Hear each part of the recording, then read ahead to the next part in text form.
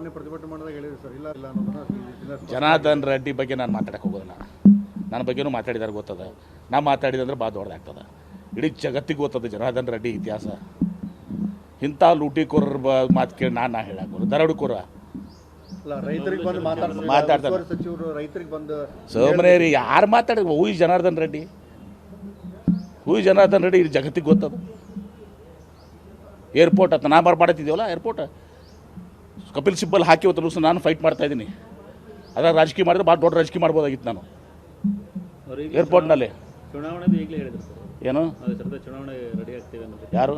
ಜನಾರ್ದನ್ ರೆಡ್ಡಿ ಅವರು. ಈ ಸಲ ಚುನಾವಣೆದಾಗ ಜನಾರ್ದನ್ ರೆಡ್ಡಿ ಸೋಲ್ತಾನೆ. ಸುಮ್ಮನೆ ವಾಸಲ ಎಲ್ಲೋ ಒಂದು ಹೋಗಿ ಆಯಿತು. ದರೋಡೆಕೋರು, ಲೂಟಿಕೋರು, ಇವ್ರು ರೈತರು ಅಂತಿವ್ರು. ಇಡೀ ಜಗತ್ತಿಗೆ ಗೊತ್ತದ, ಬರೇ ರಾಷ್ಟ್ರಕ್ಕಲ್ಲ ಇಡೀ ಜಗತ್ತಿಗೆ ಗೊತ್ತಿದೆ ಜನಾರ್ದನ್ ರೆಡ್ಡಿ ಇತಿಹಾಸ. ಸಖತ್ ಖಾರ, ಬಣ್ಣ ಮತ್ತು ರುಚಿ ಆಚಿ ಚಿಲ್ಲಿ ಪೌಡರ್ ಗೊತ್ತಿದೆ ಇಲ್ಲೋ?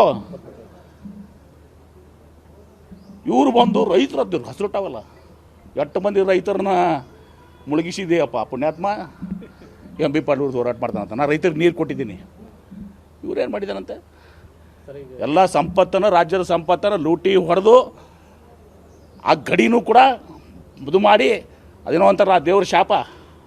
ಅಲ್ಲಿ ಒಂದು ದೇವಸ್ಥಾನ ಇದೆ, ದೇವಿ ಗುಡಿನೂ ಕಿತ್ತಾಕಿದ್ರು ಇವರು. ಆ ದೇವಿ ಶಾಪ ಹತ್ತಿದೆ ಇವ್ರಿಗೆ. ಓಬಳಾಪುರ ಇಂಥವ್ರು ಬಂದು ರೈತರು ಹತ್ತವ್ರು, ರೈತರು ಹೋರಾಟ ಹತ್ತವ್ರು. ಬಾಬಾ ಎಂ ಬಿ ಪಾಟೀಲ್ ಬಿಡ್ತೋ ರೈತರು ಗುಸ್ತಾರಿ. ನಾನು ನೀರು ಕೊಟ್ಟಿದ್ದೀನಪ್ಪ ಬರದ ಜಿಲ್ಲೆಗೆ. ನನ್ನ ಜಿಲ್ಲೆ ಜನತೆಗೆ ಗೊತ್ತದ, ನಾನು ಏನನ್ನೋದು ಜಿಲ್ಲೆ ಜನತೆಗೆ ಗೊತ್ತದ. ಪುಣ್ಯಾತ್ಮ ಜನಾರ್ದನ್ ರೆಡ್ಡಿ ನಿನ್ನ ಬಗ್ಗೆ ಜಿಲ್ಲೆ ಅಲ್ಲ, ಇಡೀ ಜಗತ್ತಿಗೆ ಗೊತ್ತದ.